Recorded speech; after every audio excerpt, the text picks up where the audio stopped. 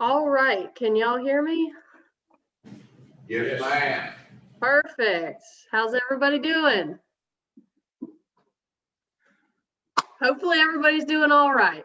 Well, I know we're in a crazy time, and I know that probably not a lot of people want to unmute their microphones to chat, but as always, feel free to unmute your microphones and chat if you feel you have a question, or if you want to talk about something in particular, or want to hammer on something a little bit more. Happy to discuss as we go along. So feel free to interrupt me as we go. So today I want to talk to you a little bit about phosphorus and zinc management. I don't think I've been to this group before, so if you've seen me talk before, you might have seen a little bit of this already. But if not, do want to take the opportunity to introduce myself. My name is Steph Kulesza. I'm the Nutrient Management and Animal Waste Specialist in the Crop and Soil Sciences Department at NC State. I've been there for about 2.5 years now. Doing a lot of work related to manure management and also other byproducts that come out of animal ag, using those as fertilizers as well. But today we're going to touch on a couple things that have come up in North Carolina related to manure management, which are phosphorus and zinc management specifically. So why do we care about phosphorus? We all know why we care about phosphorus, because our crops need it, one. Two, it's found in our soils, sometimes too much, sometimes too little. It's also found in the manures that we're utilizing. If we're utilizing either poultry litter or turkey litter or swine manure or dairy manure or whatever manure we're utilizing, it's going to have phosphorus in it as well. And typically that phosphorus within our manures is out of balance when we talk about our typical nitrogen-based application rate. So if we apply on a nitrogen-based rate to meet the needs of our crops, in general, we're going to be over applying phosphorus every time. And so this can create a challenge when it comes to building up our soil phosphorus, which is what I want to touch on today. Also, once we build up our soil phosphorus, it's vulnerable to loss. And so when we build up our soil phosphorus, losing a little bit of our soil through erosion can have a negative impact on the environment. And so we want to manage this resource in a way that we meet our crop production needs. We apply a good source of fertilizer that's usually fairly affordable, but we also want to make sure that we do it in a way that is sustainable.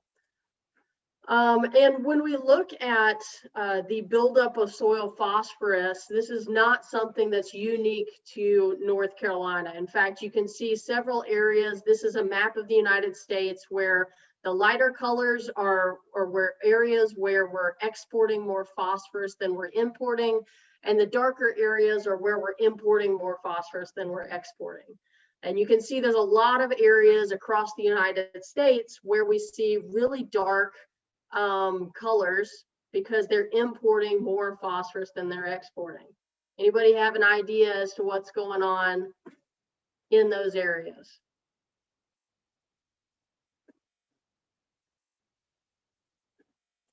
Anybody want to chat? Chat's also an option. We've got animals in those areas, right? We've got a lot of animal ag production in those areas, whether that is over here in Idaho, where I worked for a few years for the dairy industry, California dairy. I went to school at the University of Arkansas. I call it the land of pine trees and poultry houses. That's where I grew up.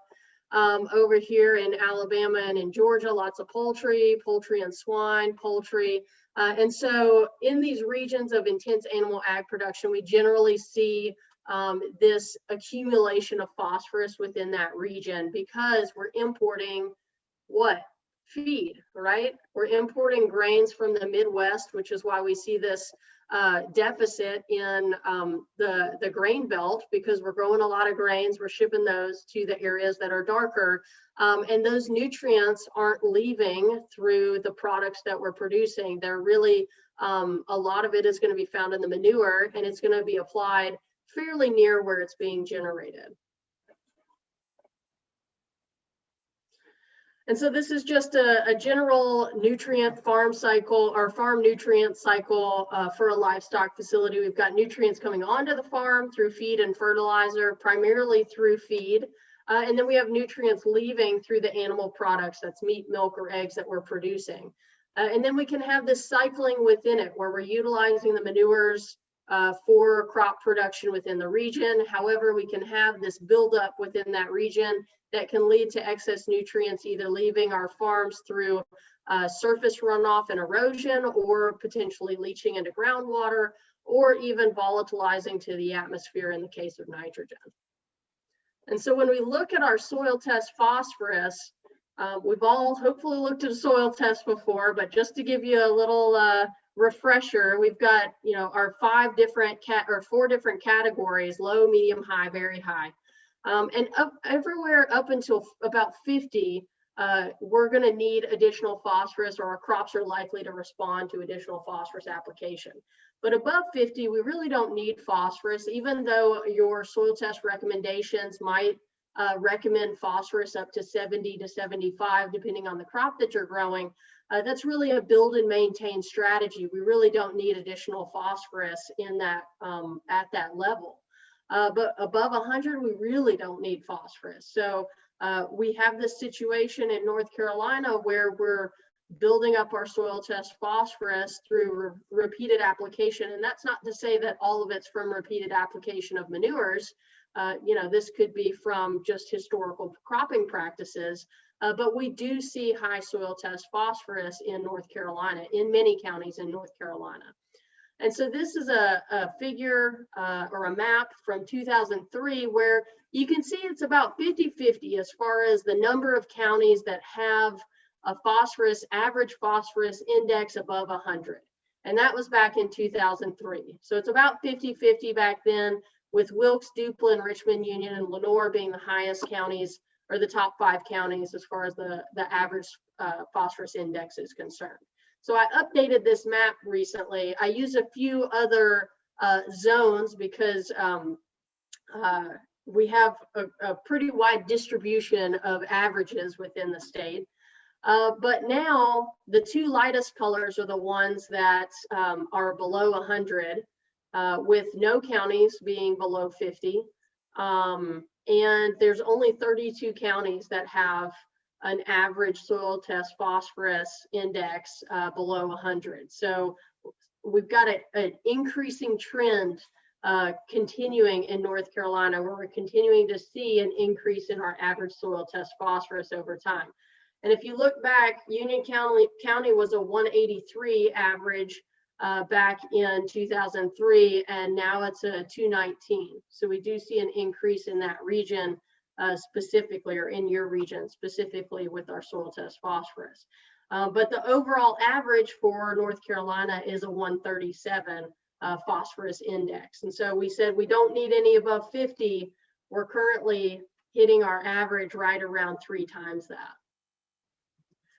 And so additionally, within these areas, it's not just, you know, sometimes we have the averages being pulled by these really high soil test numbers at the top of the scale, but we also see that the majority of samples, soil samples going into NCDA, have adequate soil test phosphorus. And so within the coastal plain, almost every county has less than 20% of the soil tests coming in actually needing phosphorus.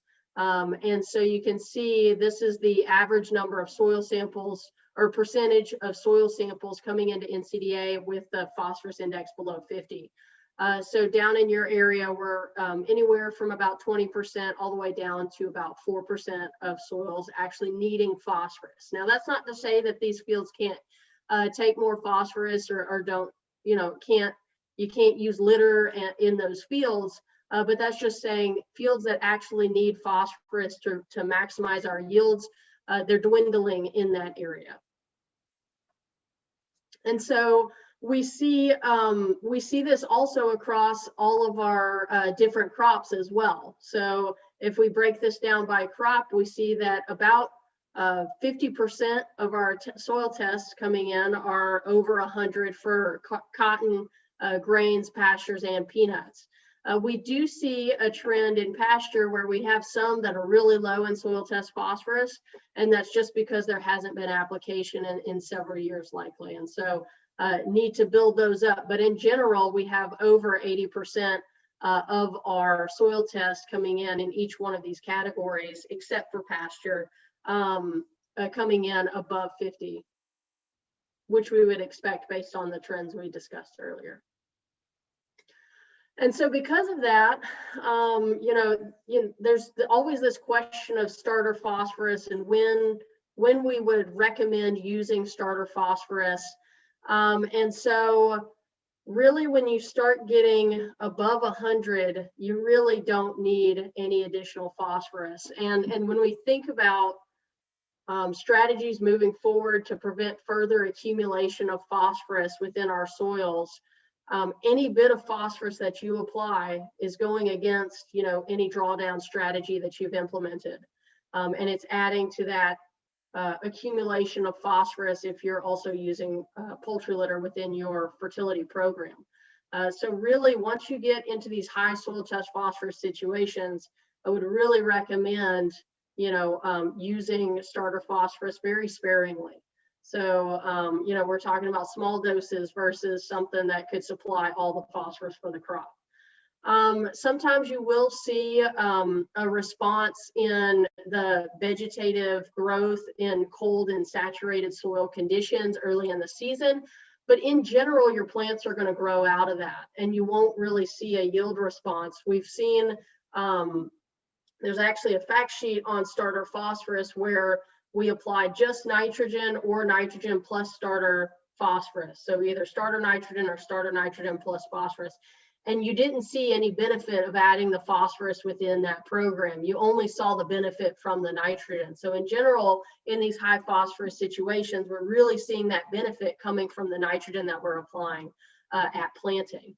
And then placement, generally we're going to put it in the 2x2 band and fertilize that way. So you want to make sure that it's close to the seed if you are going to be utilizing a starter phosphorus program.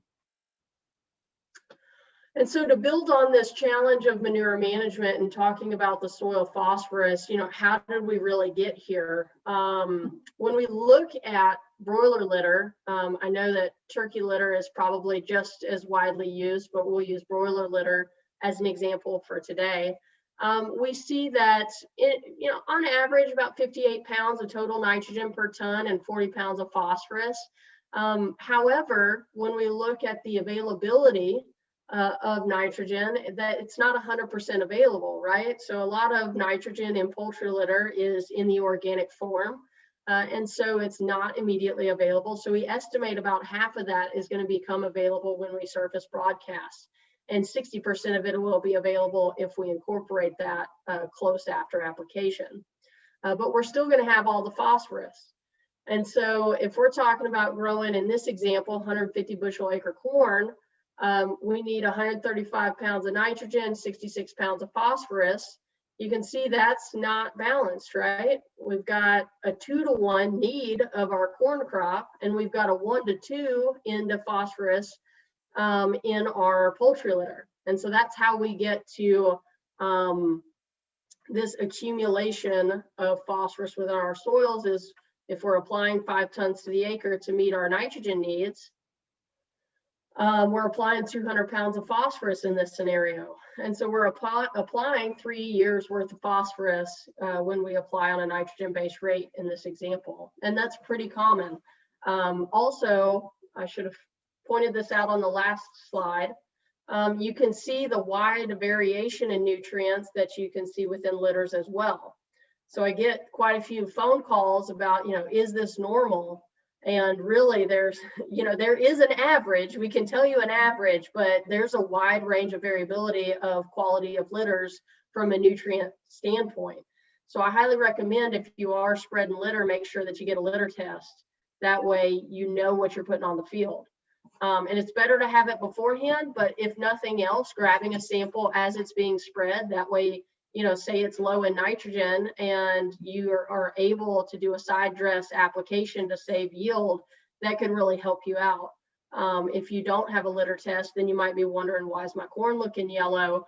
And it might be a little bit late to get out, or it might be hard to get out at that time. So if you have a litter test, then you're able to better manage any additional nitrogen applications throughout the season and can save yield down the line. Another aspect of this is that it takes a really long time to draw down soil phosphorus. So there was a study done back in 1999 on a Lynchburg soil series where they started with a phosphorus index of 150, and then they applied different rates of phosphorus fertilizer over the top. So either 0, 10, 20, or 40 pounds to the acre. And you can see this red line is the 0 application rate. And what I want you to note is when it goes from 150 down to 100 phosphorus index. So these are years, 0, 5, 10, it crosses right around here, around 12.5 years. And this is a pretty sandy soil. And so that drawdown strategy took 12.5 years for a really sandy soil. It could take much longer for a clayey soil because our clayey soils can really hold a lot of phosphorus. And so that phosphorus can become available over time. So it's one of those things, once you build it up, it can be really hard to manage. So what can we do about this? Well, the best strategy is obviously not to get your soils too high. And so options are to do a phosphorus-based application, supplementing with inorganic fertilizer. I know that's not ideal. So maybe doing a one-time application to corn and then, using inorganic for wheat and soybeans and using it as a phosphorus source for the other two crops and a nitrogen source for your corn.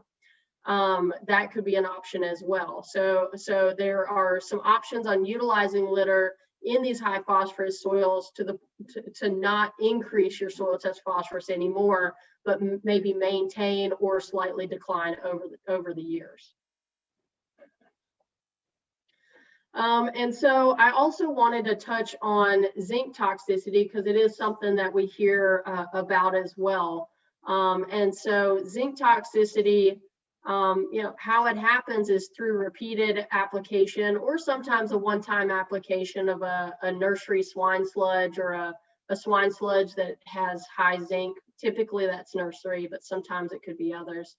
And so through repeated application or one-time application, we end up building our soil zinc over time. And so what can this do? This can decrease our yields and then decrease our nutrient uptake. So if we're planning on using 150 pounds of nitrogen, but we're only yielding a third of what our realistic yield expectation used to be, we're obviously not taking up that nitrogen anymore.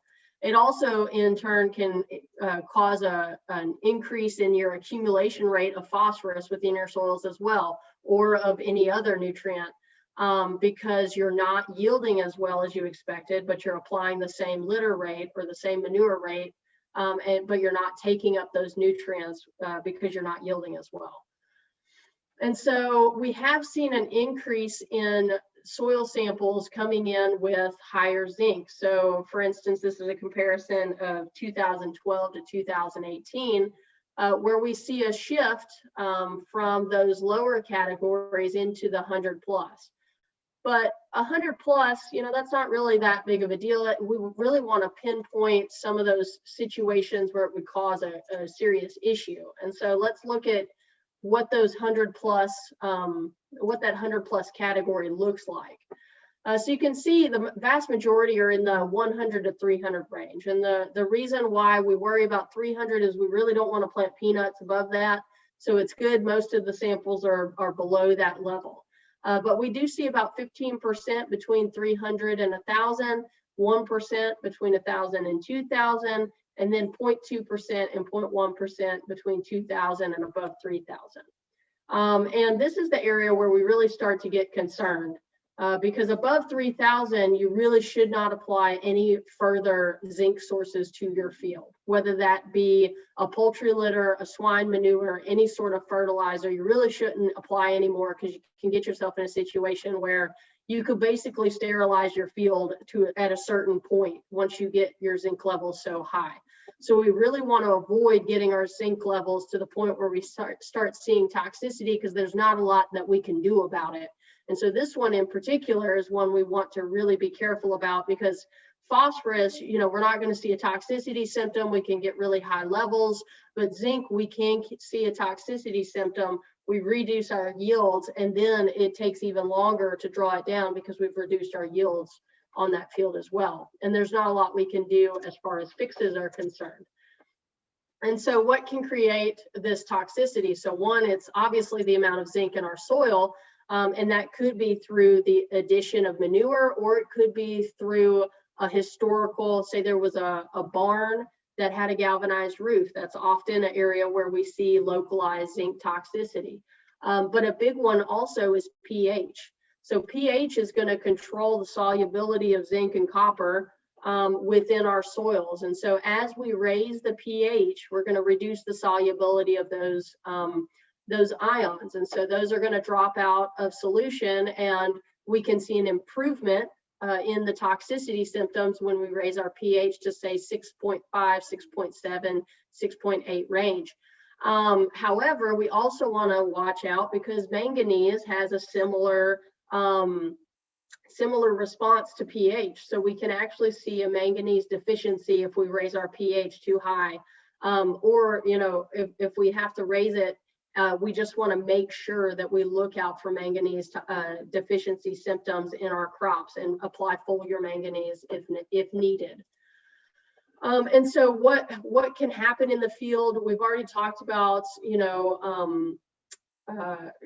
repeated application of manures can be one source, but also it can be from an accident. So say you went to the wrong field and you accidentally applied double the amount of sludge, or you had a mechanical breakdown and had to empty a tanker in the middle of the field, or empty your spreader in the middle of the field to get it out, or to fix something, or a historical events, multiple applications to part of the field, having a stockpile on the edge of the field, old barns or sheds like we talked about. And so keeping maps and records of these areas can be really helpful when it comes to identifying where we definitely don't want to apply manure again in the future. Because if you're already seeing toxicity symptoms in part of the field, you definitely don't want to apply there anymore. Also, another thing that can create issues are our spread patterns. So if you've ever gone to a litter calibration demo, you've seen Sanjay Shah in Bio and Ag Engineering talk about the effective swath width and making sure that you're applying your spreader widths are correct to make sure that you're not overlapping too much or too little, and don't have stripes throughout your field where either you don't have enough nitrogen or have too much nitrogen. And so when we change up those patterns and accidentally go too close together, we can sometimes end up with double or triple the application rate that we were looking for. And so that can create some issues. We saw that in cotton one year where they applied swine sludge and they got too close, and in the overlaps, they saw the cotton die. And so that was likely due to high zinc within those overlap areas. And so that's something to also keep in mind as we want to make sure that we're applying evenly throughout the field as well. Another thing is we always want to make sure that we calibrate our litter spreader. So I just talked about seeing Sanjay's litter calibration demo, but also this is the first time where everyone's got a computer and can see these pretty pictures really well. There's anywhere from 1 to 12 tons of litter spread on these plots. This was for a study, obviously in the Piedmont, but I'm curious, which one do you think has 10 tons or 6 tons to the acre on it? What number? Pick a door number. You can put it in the chat if you want to take a guess. We've got someone here saying 5, Steph. All right. Anybody else want to take a guess? I see someone holding up 2 fingers, so we got a guess for door number 2. It's kind of hard to tell, right? So number 5 was actually the right answer. Oh, we had another 2 and another 1. So yeah, door number 5 was 6 tons to the acre. But you can see that, I mean, 1 ton to the acre, that looks like you took a salt shaker out there and put poultry litter out. 3 tons to the acre doesn't look like a lot more, but between 9, 12, and 6, you've covered the surface and you're only getting deeper. And so there's been studies that show that we're not really great at using our eye to estimate application rates. And so it's really important that we go out and we actually physically measure the application rate, because usually we're going to underestimate how much we're putting out there. So we usually apply twice as much as what we think. And so when we talk about building up soil phosphorus and meeting crop needs, you're going to shoot yourself in the foot if you don't calibrate your spreader and accidentally put twice as much as what you were hoping to put out there. So I like using this set of pictures because I think it's a good demonstration of that. And then when it comes to zinc management, there are only a couple things that we have as options when it comes to, once we have ourselves in a situation of high zinc, what can we do about it? The first one is using tillage or soil turnover, but this isn't suitable for all areas, particularly if you're in a really rocky, shallow soil. Obviously, you're not going to be able to have much effectiveness in tilling. But also we have acidic subsoils here as well. So it's really important to have somebody come out and help you identify your soils in the area. Hopefully you have a soil scientist in your region that can help come and take a look at your soils. But what you want to do is you want to look at the A horizon only. You want to split it in half. So if your A horizon, let's say, is 8 inches deep, you want to take one sample from 0 to 4 inches and one sample from 4 to 8 inches. And you want to send both those in for a sample analysis. Now, when those come back, what you can look at is, all right, is my surface soil highly concentrated and the bottom half of my A horizon really dilute? So let's say the surface is 5,000 and the bottom of the A horizon is only 100. Well, then we can dilute through mixing, and that could have enough of an impact to completely remove your zinc toxicity issues. However, if you do that, you really don't want to apply any more zinc to the field after that, because that's a one-time deal. You've diluted it. You're only going to build it up from there. Another option is to lime. So again, once we precipitate out that zinc, we can alleviate those toxicity issues. And so you want to make sure that you're at least keeping it in the optimum range of around 6.2, but if you have to, you can lime higher and get those zinc and copper toxicity symptoms under control. But again, make sure manganese doesn't become an issue.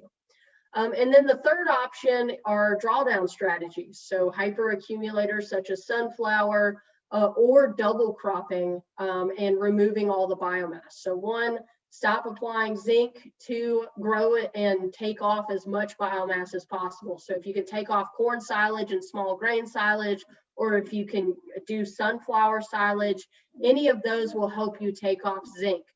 And so those are really your three options. And so again, when we're talking about soil turnover, not every field is going to be perfectly suitable. We need to identify the A horizon, and then we need to determine whether we have high zinc in most of that zone or in a small part of that zone, and whether soil turnover is actually going to be useful in that scenario. And then ways to prevent further zinc accumulation: always use a manure test, make sure your equipment's calibrated, understand your effective swath width of your spreader, and then keep good records. So even if it's your soil map and you just draw a circle where that old barn was and you see zinc toxicity issues, say, hey, stick away from, don't spread on there, or don't stockpile litter there, or if you have really bad symptoms, only stockpile litter there and take that out of production. But keeping maps like this can be very helpful to kind of remind you where those symptoms occur during the season. So with that, that's all I had for tonight. If you have any questions, I'm happy to take them. I think I might have gone over by a few minutes, so I apologize, Michaela. But if anybody has any questions, feel free to hit me up.